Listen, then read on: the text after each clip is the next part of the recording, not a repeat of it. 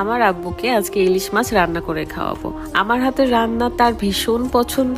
এই আমি যখন ছোটবেলায় রান্না করতাম তখন সেদ্ধ হতো না, লবণ হতো না বা ঝাল কম হতো, তাও আব্বু খেয়ে বলতো অনেক মজা হয়েছে। আর এখনো বলে তোমার হাতের রান্না ভীষণ টেস্টি। আজকের এই দিনটাতে মনে হচ্ছিল আমি ছোটবেলায় ফেরত গেছি, কারণ আমি যখন রান্না করতাম তখন আব্বু কাছে এসে এভাবে বসে বসে গল্প করতো আর আমাকে হেল্পও করতো। একদিন আমার আব্বুর হাতের রান্নাও আপনাদের সাথে শেয়ার করব। আসসালামু আলাইকুম, কি অবস্থা সবার, কেমন আছেন? আমি যখন আব্বুর কাছে আসি তখন কিন্তু আমার বাড়ি থেকে একটা বড় ইলিশ মাছ নিয়ে এসেছিলাম। বাড়িতে ঢোকার পরে আমি ইলিশ মাছ নিয়ে তোড়জোড় শুরু করে দিই, কারণ এটা আমাকে রান্না করতে হবে এবং দুপুরে আমরা একসাথেই খাবো। ইলিশ মাছের কিন্তু অনেক দাম, কিন্তু কোন মাছটা ভালো আর কোন মাছটা খারাপ এটা কিন্তু বুঝতে পারে না সবাই।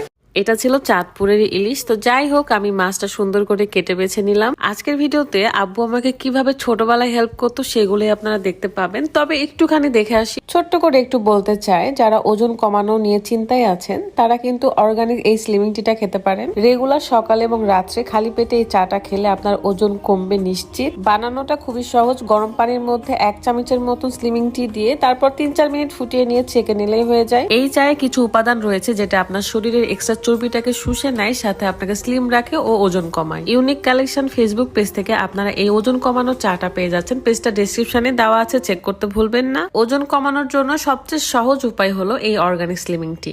চলেন দেখা যাক কিভাবে এই ইলিশ মাছটা আজকে রান্না করব। আমি প্রথমে ভেবেছিলাম সরিষা দিয়ে ইলিশ মাছটা ভালো করে ভুনা করব, বাট আব্বু বলে এটা যদি কচু, বেগুন, আলু দিয়ে রান্না করা হয় তাহলে অনেক ভালো লাগবে। বিশ্বাস করেন, কচুর কথা শুনে আমি লোভে পড়ে গেছি, কারণ ভীষণ পছন্দ আমার। যদিও বা হুট করে এসেছি, বাড়িতে যা যা ছিল সেটা দিয়ে রান্না করব। নর্মালি ইলিশ মাছ পেলে আমরা বিভিন্ন ধরনের স্পেশাল ভাবে রান্না করার চেষ্টা করি। ইলিশের পাতুরি কিংবা সরিষা ইলিশ এসব রান্না করা হয়, কিন্তু কখনো কি কচু বেগুন দিয়ে খেয়ে দেখেছেন? আজকে আমি সেটাই করব। তো মশলা ছিল না, মশলা কই থেকে থাকবে বলেন? আমার আব্বু তো আর মশলা দিয়ে রান্না বান্না করে না। তো মশলা করতে গিয়ে আমি জিরা খুঁজে পাচ্ছিলাম না, পরে আব্বু জিরা খুঁজে এনে আমাকে দেয়। নর্মালি আব্বু শর্টকাট রান্না করে, যেমন একটা মুরগি কিনে নিয়ে সে গোটা মুরগি রান্না করে কিংবা মাছ রান্না করে। তরকারিতে কেনা মশলা বা প্যাকেটের মশলাগুলোই আব্বু ব্যবহার করে।